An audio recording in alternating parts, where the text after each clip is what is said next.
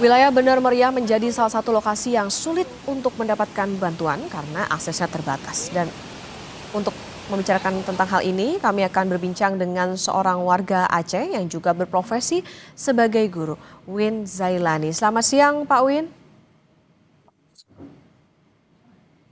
Selamat siang, Mbak. Ya, Selamat siang. ya baik Pak Win, bisa diceritakan bagaimana kondisi Ya, di selamat tempat siang. tinggal Anda Bisa di dengar Bener suara Meriah? saya dengan baik? Ya, terdengar Pak Win. Pak Win, lantas kondisi di tempat tinggal Anda saat ini Eh, di Bener sam- Meriah seperti apa, Pak? Di mana Oke. tepatnya bisa disampaikan?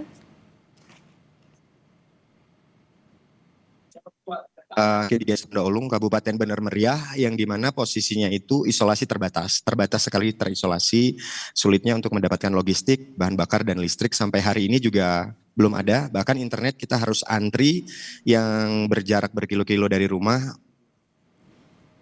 akses internet berbayar 10 menit dengan batas waktu 10 menit untuk mendapatkan informasi, Mbak. Keadaan sekarang, kemarin baru saja ada pembagian beras, yang setahu saya beras banyak sekali masuk ke Bener Meriah, tapi per warga hanya dapat 1 kilo. Itu yang sudah saya alami sendiri sekarang, Mbak.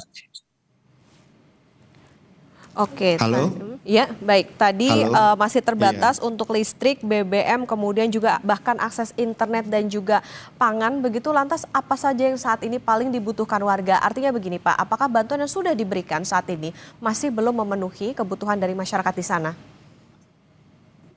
Tidak memenuhi, Mbak. Karena dalam satu keluarga hanya dapat 1 kilogram beras. Dan warga di sini malah lebih mempunyai ide sendiri, mereka berjalan kaki berpuluh-puluh kilometer untuk mendapatkan bahan bakar dan juga beras, Mbak. Tidak lagi mengandalkan pemerintah. Maaf saya berbicara seperti ini, karena 3 hari ke belakang masyarakat sudah berbondong-bondong bahkan membawa anak umur 10 tahun untuk ikut pergi berjalan kaki ke daerah Aceh Utara untuk mendapatkan logistik yang memadai.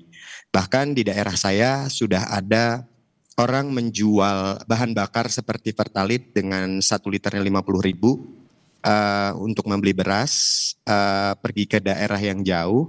Bahkan yang lebih mirisnya, Mbak, untuk memperbaiki akses jembatan, masyarakat lebih mengandalkan bergotong royong karena sampai sejauh ini belum ada sama sekali, Mbak, Hmm, bantuan hmm. untuk itu. Hmm, Oke, Pak Win, tadi soal akses internet yang tadi terbatas bahkan harus berbayar hanya untuk 10 menit. Ini tiap warga harus membayar berapa, Pak? Apakah ini akses internetnya itu memang bantuan atau bagaimana? Eh, ini bantuan, Mbak, bentuknya Starlink dan kami sangat terbantu dengan ini. Mm-mm. 10 menit sampai 15 menit dibayar per 10.000, tapi antrian seperti Mbak lihat nanti di kita bisa ini ya, akses kamera gitu ya. Ini Mm-mm. saya sedang berada di masyarakat nih, sedang ngantri untuk mendapatkan internet berbayar 10 menit 10.000. Oke, listrik di sana juga Begitu, Mbak. masih terbatas ya, Pak ya? Dan tidak ada, tidak ada bahkan untuk yang mempunyai genset, kita bisa menggunakan membayar 5.000 untuk sekali device untuk satu charger. Tapi Mbak, kami lebih merasa terbantu seperti ini Mm-mm. daripada tidak ada sama sekali. Karena kami butuh mengabarin keluarga, butuh tahu di mana ada logistik yang bisa kami beli.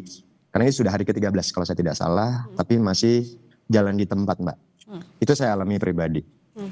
Oke, Pak Win, ini kan tadi sudah apa ya, ada bantuan sebetulnya, ada beras. Lantas untuk memasak berasnya tentu kita butuh air bersih. Nah, akses air bersih seperti apa Pak Ya, pemenuhannya di sana? kalau saya alhamdulillahnya ada sumur di belakang, Mbak, yang dimana dikuras. Kalau tetangga mereka sudah mencari air ke sumur tetangga dengan angkut yang dari pagi sampai sore bergantian. Kalau daerah air ya seperti itu, Mbak, keadaannya. Bahkan saya perlu garis bawahi, masyarakat lebih punya ide untuk bertahan hidup menurut saya. Hmm. Itu hal yang sangat miris saat ini. Bahkan misalnya kita mau ngambil duit pun di ATM Sabtu Minggu tutup, Mbak, karena nggak ada listrik. Itu di daerah saya sampai sekarang. Hmm. Oke, Pak Win, ini sudah beberapa hari pasca terjadinya bencana tersebut. Lantas bagaimana masyarakat di sana, bahkan Pak Win sendiri sampai dengan selama ini bisa bertahan? Apa yang ingin disampaikan, Pak? Yang untuk bertahannya kami hanya makan 1 hari sekali, Mbak. Itu sudah umum. Walaupun kami bukan korban, tapi kami berdampak, Mbak. Bahkan di bawah rumah itu daerah perkebunan, jumlah tanah udah putus, harga kopi juga tidak ada lagi di sini. Kebetulan masyarakatnya dari kopi, Mbak. Jalan putus, mereka jalan berjam-jam, malam, siang, malam. Di sini kayak lebaran, Mbak. Semua jalanan penuh untuk orang berjalan bertahan hidup. Dan untuk makan kami menjaga misalnya sehari sekali. Itu untuk makan supaya bisa bertahan hidup. Dan tolong Mbak, saya lihat kemarin di bandara bantuan Hercules sampai 4 kali dalam satu hari. Tapi kenapa sampainya tidak merata? Itu menurut saya Mbak. Saya tidak membenci pemerintah, tidak menganggap itu salah. Tapi tolong, kita semua di sini korban, baik dampaknya terasa kali kepada kami yang di daerah-daerah yang terisolasi. Kami tidak inginkan mendapatkan yang lebih gitu Mbak, tapi tolong kami di sini semua membutuhkan semua, dan saya ingin seperti listrik, PLN khususnya dan juga internet untuk cepat bergerak. Bahkan sampai sehari ini belum ada pergerakan yang signifikan yang bisa kami rasakan. Itu saja Mbak. Oke, Pak Win. Jangan tambah keadaan semakin mencekam, jangan tambah keadaan semakin mencekam. Itu saja, kami sudah terbiasa hidup biasa, tapi jangan buat lagi semakin mencekam. Itu saja Mbak, harapan saya. Ya, baik Pak Win Zailani, tentu keprihatinan kami sampaikan dan kita harapkan juga tentu bantuan bisa segera merata di sana dan juga bisa memenuhi bagaimana kebutuhan dari masyarakat yang terdampak banjir dan longsor di sana. Terima kasih Pak Win Zailani, sehat selalu Pak Win. Terima kasih. Terima kasih.